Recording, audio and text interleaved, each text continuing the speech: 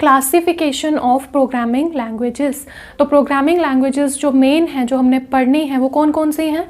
Machine language, assembly language and the third one is high level language. ठीक है, इनमें क्या क्वेश्चंस आए हैं वही चीज़ें यहाँ पे डिस्कस होंगी। Machine level language basic language है जो कौन अंडरस्टैंड करता है? माइक्रो प्रोसेसर, प्रोसेसर या फिर सीपीयू। तीनों चीज़ें एक ही चीज़ है। ठीक है, ये तो क्लियर हो गया होगा अब तक।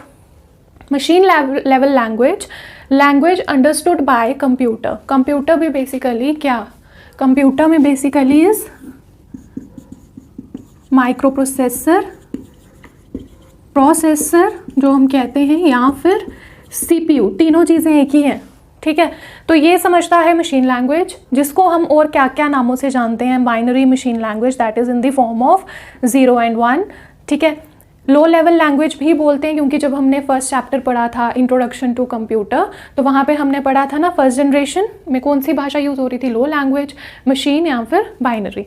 फर्स्ट जनरेशन आ गया लैंग्वेज, मशीन कोड भी इसको बोलते हैं। ये चार नाम इसके याद कर लो, और इसमें 0 1 के फॉर्म में ये होता है।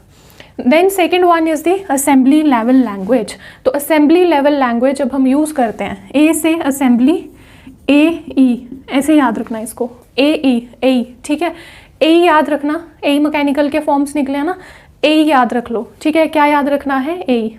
First of all just take a screenshot, हमेशा भूल जाती हूँ। होप कि आपने स्क्रीनशॉट ले लिया होगा।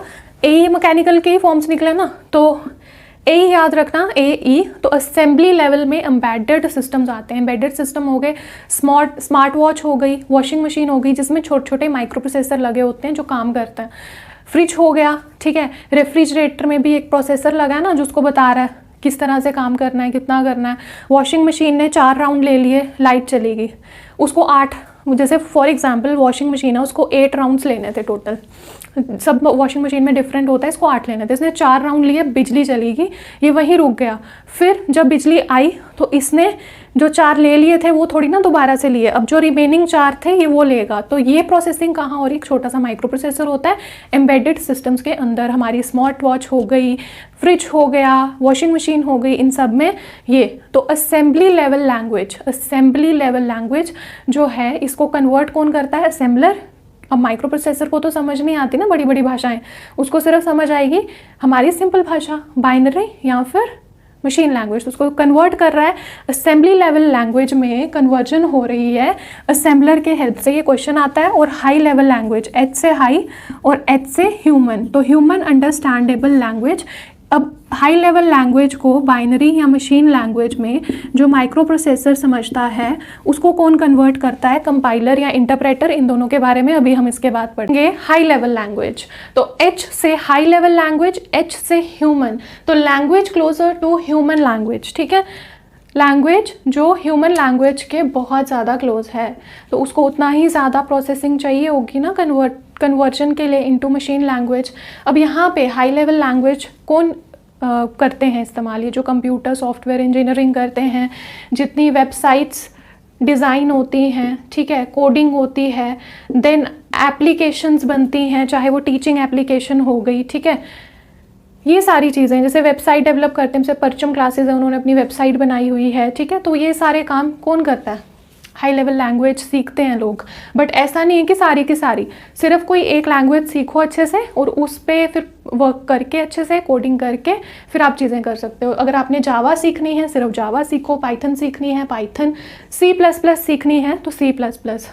इन future I also want to learn these languages.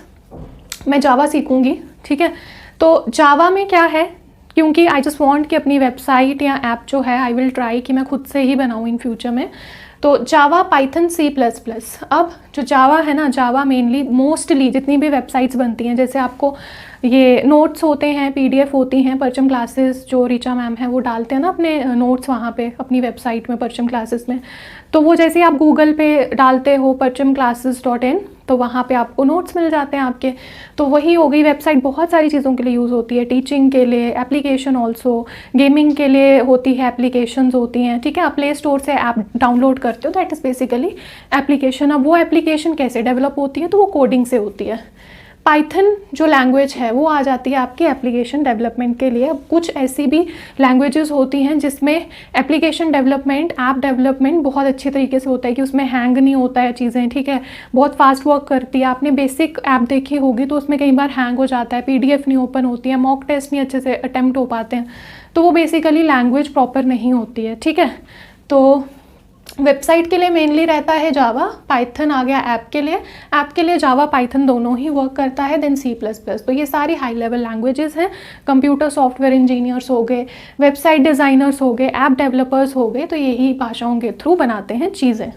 उसके बाद यहाँ पे कौन सी चीज़ें हैं जो इसको कन्वर्ट करती हैं सिंपल मशीन लैंग्वेज में, ताकि ये समझ आ पाए, इंटरप्रेटर एंड कंपाइलर। अब इंटरप्रेटर और कंपाइलर में भी दो चीज़ें पूछी जाती हैं, इनका डिफरेंस, या फिर स्टेटमेंट दे दी जाएगी कि कौन सा ऐसा है जो पूरे के पूरे प्रोग्राम को मशीन कोड में कन्वर्ट करता है। अब मशीन कोड जो है ये वही आ गया ना, binary language, machine language, low level language या फिर फर्स्ट जनरेशन लैंग्वेज। तो मशीन कोड मतलब वही, ठीक है, मशीन लैंग्वेज, क्योंकि मशीन कोड उसका अदर नेम है, किसका, binary language, machine language, first generation language, low level language का। उसके बाद यहाँ पे दो चीज़ें पूछी जाती हैं, कंपाइलर, कंपाइल करना, हम कहते हैं ना अपनी बुक्स कंपाइल कर लो, मतलब पूरा सामान इकट्ठा कर दो, या अपना लगेज कंपाइल करो, पैक करो, तो वो मतलब सारा इकट्ठा करना, तो कंपाइल इज इकट्ठा। तो यहाँ वर्ड से ही आपको पता चल जाना चाहिए कि पूरा का पूरा प्रोग्राम ही ये मशीन कोड में कन्वर्ट कर देता है, यानी कि बहुत फास्ट। यानी कि ऐसे हाई लेवल लैंग्वेज जिसमें कंपाइलर होगा उसमें ऐप बहुत अच्छी होगी, ठीक है, ऐप की प्रोसेसिंग बहुत अच्छी होगी। जैसे कई बार गेम खेलते हैं तो अच्छी बढ़िया गेम्स होती हैं, कई गेम्स होती हैं वो हैंग करती हैं, तो यही चक्कर होता है, ठीक है। तो इंटरप्रेटर पहले यूज़ होता था, अभी भी होता है। ये क्या करता है, just one statement at a time या लाइन बाय लाइन कन्वर्ट करता है किसमें, मशीन कोड में प्रोग्राम को। तो हमें अगर लैंग्वेज सीखनी है, कोडिंग सीखनी है, तो फर्स्टली मैं तो बेसिक पे जाऊंगी, जावा पे, then basically I just want कि ऐप डेवलपमेंट सीखूं मैं, तो फिर उसके बाद देखेंगे, क्योंकि बट जावा तो आपको आनी ही आनी चाहिए। उसके बाद आप देख लो जो भी आपको बेस्ट लगती है ऐप डेवलपमेंट के लिए, तो वो लैंग्वेज आपको सीख लेनी चाहिए, क्योंकि ये तो बेसिक चीज़ें अब हो रही हैं, तो ये सब आना चाहिए। ये आ गई आपकी हाई लेवल लैंग्वेज। यहाँ पे क्लासिफिकेशन ऑफ प्रोग्रामिंग लैंग्वेजेस हो गया ख़त्म, ठीक है। अब कुछ इंपॉर्टेंट फैक्ट्स मैं डिस्कस करूँगी, देन हम प्रोसीड करेंगे लेक्चर की तरफ। अब ये सारे कॉन्सेप्ट्स मैं इसलिए कर रही हूँ कि प्रॉब्लम ना आए बुक पढ़ते टाइम, जो आपने इधर उधर सर्च करना है या देखना है चीज़ों को, उसमें बहुत टाइम चला जाता है। तो इन शॉर्ट आपका सबका टाइम सेव हो, ठीक है, वही ना, learn together and grow together वाला कॉन्सेप्ट। तो जितना टाइम सेव होगा, मैं भी कुछ चीज़ें सीखूंगी, आप भी सीखोगे, और कंबाइंडली नॉलेज बढ़ेगा। और अगर आपको इस सीरीज़ अच्छी लग रही है तो do like, share and subscribe, ताकि मुझे मोटिवेशन मिले, मैं दिशा पब्लिकेशन की बुक भी लेके आऊँ, देन अपना टाइम और डाल के दोनों का क्रक्स एंड जितना भी मटेरियल अवेलेबल है नेट पे, जितना भी है उसका पूरा मैं क्रक्स लाना चाहती हूँ, और उस पर काफ़ी टाइम लग जाएगा, मे बी 5 महीने लगें, 6 लगें, but I just want to bring that, कि जितना टाइम सेव हो पाए होए, और आप बाकी कंपोनेंट्स पे अच्छे से फोकस करके, और यहाँ से तो 20 के 20 नंबर लेके जाओ। तो अब इसके बाद डिस्कस करते हैं कुछ important fact. So first of all just take a screenshot of this.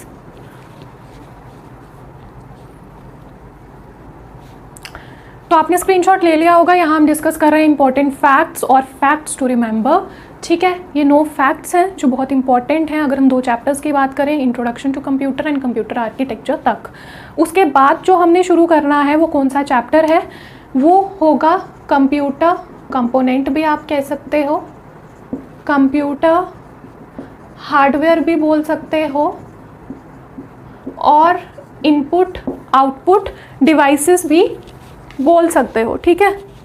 तो यहाँ पे ये 3 जो है, कंप्यूटर कंपोनेंट, कंप्यूटर हार्डवेयर या input output devices, very very very important chapter, जिसमें से 2 से 3 क्वेश्चंस हमेशा आते हैं, क्योंकि ये सेपरेटली भी मेंशन रहता है सिलेबस के अंदर।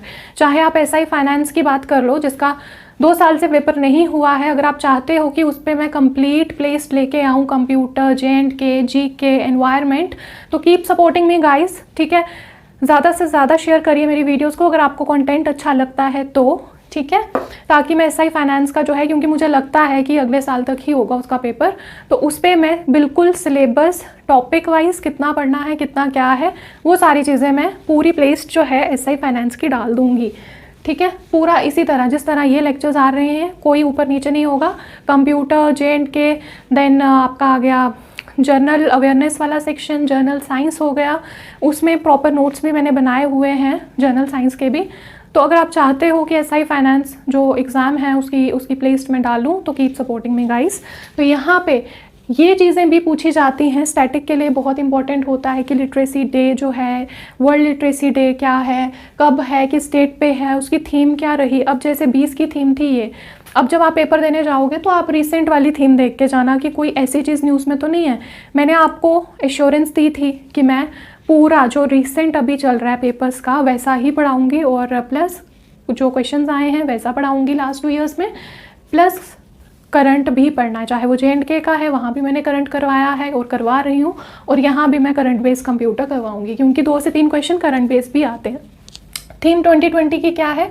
Literacy teaching and learning in the covid crisis and beyond. तो 20 में तो आपको वैसे पता था, अगर 4 ऑप्शंस में एक में आपको कोरोना कोविड दिख रहा है और 20 ईयर दिख रहा है तो आप तो वैसे भी एजुकेटेड गैस लगा ही सकते हो। इंडिया का फास्टेस्ट सुपर कंप्यूटर है परम सिद्धि AI। अब ये परम सिद्धि पूरा नाम याद रखना है, क्योंकि परम की ही सीरीज चल रही है स्टार्टिंग से, अगर इंडिया के सुपर कंप्यूटर की बात की जाए तो इसीलिए इंडिया का फास्टेस्ट है परम सिद्धि AI। और P से परम, P से पुणे में, P से प्रत्यूष, P से पुणे। अब ये भी क्वेश्चन आता है कि कौन सा कंप्यूटर कहाँ पे इंस्टॉल किया गया था, that is very important question आए हुए हैं। तो इसीलिए और सबसे ज़्यादा अगर आपको नहीं भी याद रहता ना, पुणे दिखता है ऑप्शन में, आप पुणे मार्क कर देना, क्योंकि वो 50% ठीक ही होगा, क्योंकि मोस्ट ऑफ द कंप्यूटर्स जितने भी हैं वो पुणे में ही इंस्टॉल किए गए हैं। Then India fastest super computer Param Siddhi Pune में, प्रत्यूष जो है प्रत्यूष पुणे में इंस्टॉल तो है, बट ये किस लिए यूज़ होता है ये भी क्वेश्चन आता है, IT tropical meteorology weather forecasting के लिए। देन वर्ल्ड का फास्टेस्ट सुपर कंप्यूटर जापान में है फुगाको, ठीक है। इसकी पेटाफ्लॉप्स कितनी यूज़ हो रही है? 415.53 पेटाफ्लॉप्स। और ये US के किस कंप्यूटर से कितने टाइम फास्ट है ये आप कमेंट सेक्शन में बताओगे। Father of super computer is Seymour Cray, इन्हीं के नाम पे वर्ल्ड का पहला सुपर कंप्यूटर का नाम पड़ा, that is Cray first. Father of super computer India में कौन है? Vijay Pandurang Bhatkar. Then first Indian super computer Param 8000 है, उसकी क्योंकि परम की ही सीरीज चल रही है ना, परम शिवाय जो था, शिवाय 2020 में था। फास्टेस्ट सुपर कंप्यूटर है परम सिद्धि AI, और फर्स्ट जो था वो परम 8000 है। परम सिद्धि जो है ये कब आया है? अभी रिसेंट वाला चल रहा है, ठीक है। फर्स्ट सुपर कंप्यूटर वर्ल्ड का आ गया क्रे, और ये इन्हीं साइंटिस्ट के नाम पे ही पड़ा है जिन्होंने इसको डेवलप किया था। Then first full fleshed computer जो इंडिया में बना वो था सिद्धार्था एंशिएंट हिस्ट्री में पढ़ा ना आपने गौतम बुद्धा के बारे में, तो वो आ गए ये। और ये कहाँ पे इंस्टॉल कहाँ पे है ये कंप्यूटर? तो ये है main post office of Bangalore में install. Then first digital computer जो है that is HEC2M, British built है, और ये कहाँ पे इंस्टॉल है? स्टैटिस्टिकल इंस्टीट्यूट में। और ये स्टैटिस्टिकल इंस्टीट्यूट कहाँ पे है? कोलकाता में है। अगर ये आपको सीरीज अच्छी लगती है तो do like, share and subscribe, ताकि मैं और क्वालिटी कंटेंट आपको प्रोवाइड कर सकूँ। एंड प्लस वन थिंग, इसके बाद जो वीडियो प्ले होगी उसमें मैं थ्योरी डिस्कस करूँगी नेक्स्ट चैप्टर की। ओके।